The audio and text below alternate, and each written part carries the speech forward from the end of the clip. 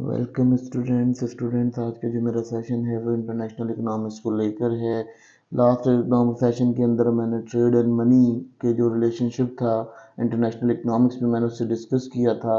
लेकिन आज जो मेरी डिस्कशन होगी वो एक बहुत इंपॉर्टेंट एलिमेंट पर होगी जो कि बैलेंस ऑफ पेमेंट है, जिसे हम बैलेंस ऑफ पेमेंट समझते हैं या हम उसे कहते हैं, या हम कह लेते हैं कि एक इंस्ट्रूमेंट, ऐसा कह लेते हैं कि वो फाइनेंशियल इंस्ट्रूमेंट होता है बिटवीन द कंट्रीज, यानी जो कंट्रीज होते हैं उन कंट्रीज के दरमियान में जो एक बैलेंस ऑफ इंस्ट्रूमेंट पाया जाता है जो उनकी ट्रांजैक्शंस को रिकॉर्ड करता है। सिंपल एज किसी दुकान पर आप जाते हैं, वहाँ एक खाता मेंटेन करने के लिए रखा हुआ होता है। उस खाते के अंदर वो आपका हिसाब किताब लिख रहा होता है कि आपने कितने रुपए क्या चीज़ ली है, क्या दिया है। अगर आप किसी से लोन पर कोई चीज़ लेते हैं दुकानदार से, तो वहाँ पर भी एक खाता रजिस्टर मौजूद होता है।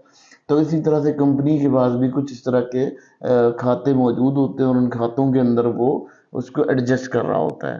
ठीक है, तो अगर हम इससे बात कर लेते हैं तो ये हमारी जो है बैलेंस ऑफ पेमेंट कहलाती है, इसे हम बैलेंस ऑफ पेमेंट कंसिडर। अब हम इसकी बाकायदा तौर पर डेफिनेशन को डिस्कस करते हैं कि ये किस तरह से बैलेंस ऑफ पेमेंट होती क्या है। इसकी डेफिनेशन बेसिकली ये बनेगी कि जो बैलेंस ऑफ पेमेंट होती है वो इस तरह से कह सकते हैं हम कि हमारे पास एक शीट होती है, जैसे कि हम अकाउंट शीट देखते हैं, अकाउंटिंग के अंदर देखते हैं एक शीट होती है।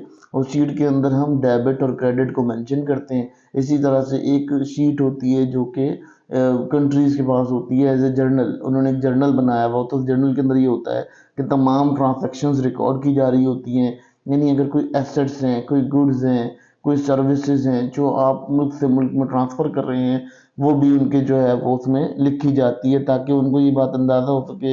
ये बेसिकली होता है इसलिए कि वो रिकॉर्ड कलेक्ट करते हैं कि उनका जो डिपार्टमेंट है या उनकी जो वर्किंग एरा है वो किस तरह से डील कर रहा है, या हम लोगों ने क्या क्या इसमें काम करना। बेसिकली ये इसलिए होता है और ये बैलेंस ऑफ पेमेंट कहलाता है।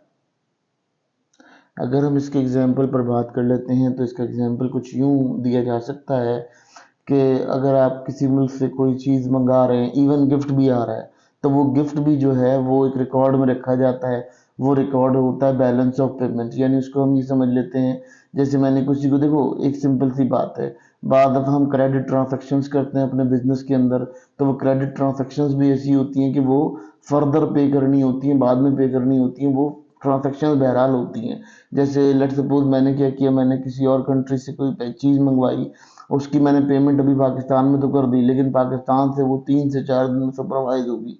तो वो जो उनकी बैलेंस ऑफ पेमेंट का रिकॉर्ड होगा, उस रिकॉर्ड के अंदर जो है वो मेंटेन कैसे करेंगे कि वो रिकॉर्ड में मेंटेन हो जाएगी ये पेमेंट हमने किसी को करनी है, यानी जिस भी बायर को करनी है, सेलर को करनी है, तो वो रिकॉर्ड हो जाता है। इसी तरह से जब आप गुड्स और सर्विसेज को या इवन गिफ्ट भी लेकर आते हैं, तो दूसरी कंट्री से जब आप पाकिस्तान लाते हैं, तो वहाँ भी इस तरह की नोटिस हो रही होती है और वो नोट कर रहे होते हैं कि आप क्या क्या लेकर जा रहे हैं। अब अगर हम बात कर लेते हैं जनाब यहाँ पर किस चीज़ की, कि हम कह देते हैं इसके एलिमेंट्स क्या होते हैं, ये क्या क्या चीज़ हम नोटिफाई करते हैं इस बैलेंस शीट के अंदर। तो बेसिकली हम क्या करते हैं, बर्डन ऑफ डेप्थ को रखते हैं, यानी हमारे पास बर्डन ऑफ डेप्थ होता है। डेप्थ, बर्डन ऑफ डेप्थ क्या होता है कि बेसिकली जो हमें कर्जा अदा करना होता है वो कर्जा हमारा हम इसके अंदर नोट करते हैं, क्योंकि बहुत सारे कंट्रीज ऐसे हैं जो अंडर डेवलप्ड हैं और वो कर्जे पर डिपेंड करते हैं। तो कर्जे पे जो डिपेंड करते हैं तो ऑलमोस्ट वो बर्डन ऑफ डेप्थ कहलाता है। ठीक है, फिर अगर उसके बाद बात कर लेते हैं हम इसके अंदर गुड्स एंड सर्विसेज, यानी जो गुड एंड सर्विसेज हैं जो हम किसी को एज ए हैंडेड ओवर करते हैं, यानी किसी कंट्री को good and services handed over करनी होती है हमने, तो हम उसे भी यहाँ पर डील करते हैं और यहाँ रखते हैं। यानी जैसे लेट सपोज आपने क्या किया, आपने बल्क में सामान मंगवाया है, ठीक है, लेकिन उसको हैंड ओवर करने में भी टाइम है, तो उसके हैंड ओवर के लिए भी आपके पास आपकी जो बैलेंस ऑफ पेमेंट होगी उसके अंदर मेंटेन होगा। बेसिकली ये वो चीज़ें होती हैं, बैलेंस ऑफ पेमेंट वो कहलाता है कि जिसमें हम हर अपनी ट्रांजैक्शन को, बिजनेस और ट्रेड ट्रांजैक्शन को नोटिफाई करते हैं। बेसिकली एक इम्पॉर्टेंट एलिमेंट है। अच्छा, उसके बाद हम इसमें क्या ट्रांसफ़र करते हैं, इसके अंदर हम ऑल मॉनेटरी ट्रांजैक्शंस को रखते हैं। तमाम मॉनेटरी ट्रांजैक्शंस इसके अंदर रखी जाती हैं, जितने भी हम मनी की सूरत में ट्रांसैक्ट कर रहे होते हैं, जैसे कि इन्वेस्टमेंट कर रहा है। अब लेट सपोज एक शख्स है, वो बाहर किसी कंट्री में, और वो हमारी कंट्री में कोई इन्वेस्टमेंट करता है, तो वो बाहर की कंट्री से कैपिटल फ्लो करता है। तो जो कैपिटल फ्लो होता है, वो कैपिटल फ्लो जो है वो यहाँ पर नोटिफाई होता है कि जी ये चीज़ यहाँ से इतने में आई है और इस तरह से मूव हुई है।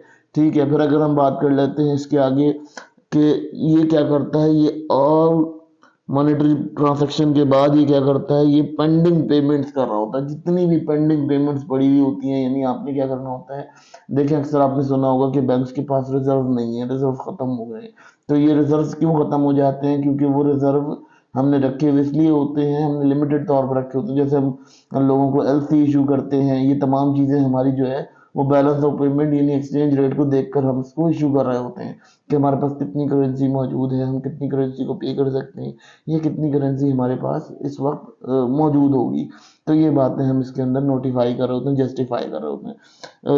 इसको पेंडिंग पेमेंट ऐसे भी कह सकते हैं कि जैसे आपने कोई ट्रांजेक्शन किया, आपने अक्सर देखा होगा जब आप ऑनलाइन कोई चीज़ खरीदते हैं किसी आउटबाउंड कंट्री से तो उसकी ट्रांजैक्शन में टाइम लगता है। अब वो पेमेंट 24 से 25 घंटे के अंदर अप्रूव करते हैं। वो इसीलिए अप्रूव करते हैं क्योंकि वो पेमेंट जब आपके ऑफिशियली आपका जो डिपार्टमेंट है वो ऑन होता है तो वो उस चीज़ को ट्रांसैक्ट करता है कि ये चीज़ आपकी जो है यहाँ से मूव करे। तो ये पेंडिंग पेमेंट्स होती हैं।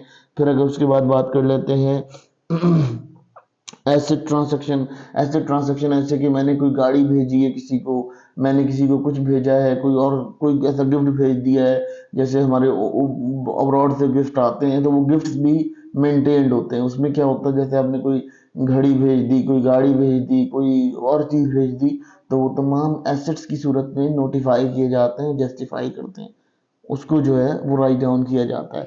फिर अगर हम उसमें बात कर लेते हैं एक्सपोर्ट एक्सपोर्ट और इंपोर्ट प्रोसेसेस, जितने भी एक्सपोर्ट इंपोर्ट प्रोसेसेस होते हैं, यानी हमने क्या एक्सपोर्ट करना है, क्या इंपोर्ट करना है, कितनी हमारी जो है वो इंपोर्ट होगी, कितनी हमारी एक्सपोर्ट होगी, ये तमाम चीज़ें जो है वो हम इसमें नोटिफाई करते हैं। तो ये एक हमारे लिए बड़ा इंपॉर्टेंट एलिमेंट बन जाता है बैलेंस ऑफ पेमेंट है, क्योंकि बैलेंस ऑफ पेमेंट से हमें बहुत कुछ सीखने को, बहुत समझने को मिल जाता है।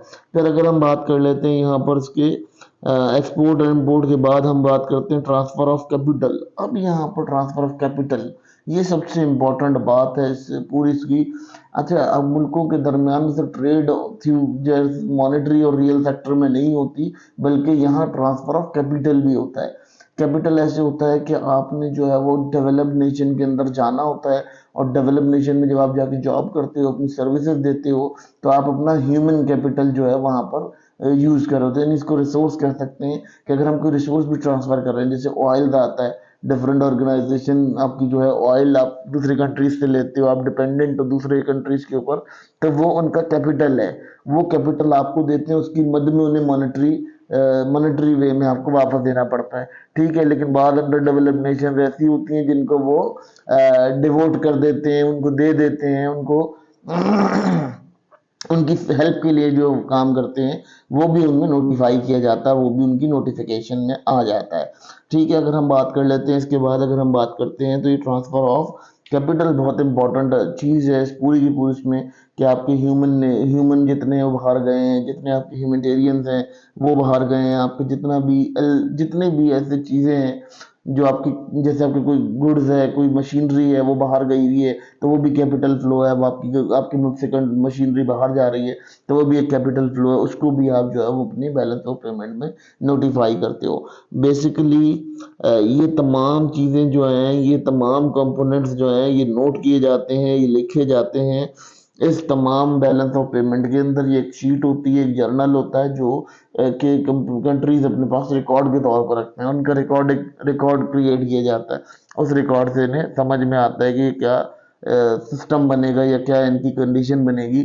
असल में ये जो सिस्टम होता है बैलेंस ऑफ पेमेंट, ये हम एक जर्नल की तरह से ले लेते हैं इसको, क्योंकि ये क्या होता है, इससे आपकी पूरी जो ट्रांजैक्शन होती है इंटरनेशनली वो डिपेंड कर रही होती है। तो इसलिए हम इसको यहाँ कितना क्रिटिकल स्टडी कर, बेसिकली ये एक जनरल परसेप्शन आपको दी जा रही है बैलेंस ऑफ पेमेंट के बारे में, ताकि आपका जो जनरल परसेप्शन है, असल में जब हम इंटरनेशनल इकोनॉमिक्स की स्टडीज करेंगे और जब हम उसको ज़्यादा गहराई में डीप डिस्कस करेंगे, तो ये टर्म्स शॉर्ट होती हैं, मगर ये जो है ना बहुत ज़्यादा आपके लिए कारगर साबित होती है। इसलिए हम आपको समझा रहे हैं कि आपके पास जो है वो एक नेचर बन जाए, एक आपकी सिटिंग अरेंजमेंट बन जाए, ताकि आप उससे अरेंज कर सको। ठीक है, ये इसलिए भी किया जा रहा है आपके लिए कि आपको ये बात अभी से समझ में आ जाए, ताकि जब हम डिफरेंट किस्म के कोई और चीज़ को डिफाइन कर रहे हो, तो हमारे पास वो लेवल ऑफ थिंकिंग मौजूद हो जिस थिंकिंग से आप इसको समझ सकते हैं।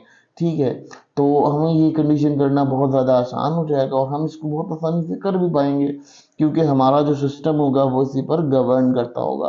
तो इसीलिए हमने बैलेंस ऑफ पेमेंट को सेशन में डिस्कस किया है और इसको चाहा है कि आप स्टूडेंट्स ये समझ जाएं कि ये बैलेंस ऑफ पेमेंट बेसिकली है क्या।